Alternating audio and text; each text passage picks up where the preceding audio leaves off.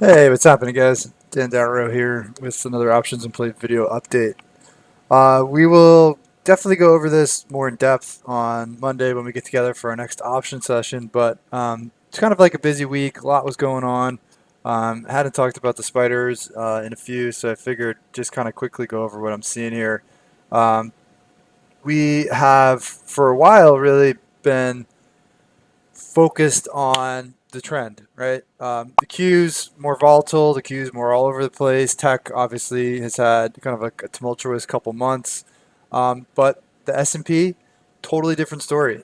Just has been very steady, very methodical, and I mean, truthfully, since September, I mean, it's been just so perfect in terms of like a trending trade where I mean, just every time it got to the top, so obviously October, November, December, January, February. It didn't get there in March because things were a little bit softer, but then it got there in April, right? And there was actually a period in April where it really looked like we were about to extend through the top, right? We were holding right smack above the top end of this multi-month trend, and it was like one of those like make or break moves where it's like if we started to go, we could accelerate out.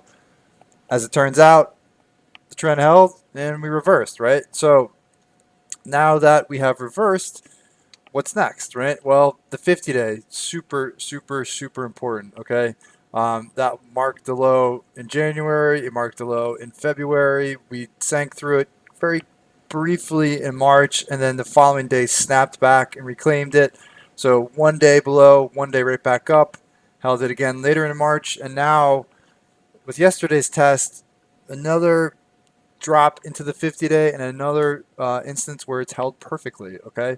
So the 50 day is extremely important on the SPY, right? And that at the moment is sitting just a little under 405. So mark that as like your line in the sand. If we lose the 50 day, if we stay below the 50 day, then we could see the 100 day, right? Which is what we did back in October, right? So when we lost the 50, we got to the 100, so we lose the 50, we could see the 100 day, and that's a ways lower, all right? And if we do that, you can expect, not only just tech, it's probably going to be the reopen, it's probably going to be the value because the S&P is more broad, right?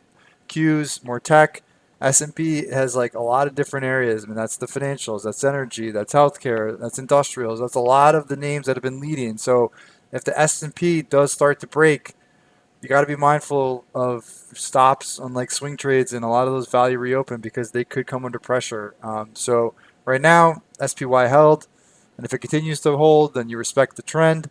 But in terms of like focus levels, you really want to pay attention to this 405 area because if we start to lose it, then that could set us up for an even deeper drop. And then a lot of like the upper patterns, because a lot of those value reopen names are sitting on big year-to-date gains, like multi-month gains. So just something to keep an eye on. We're not there yet.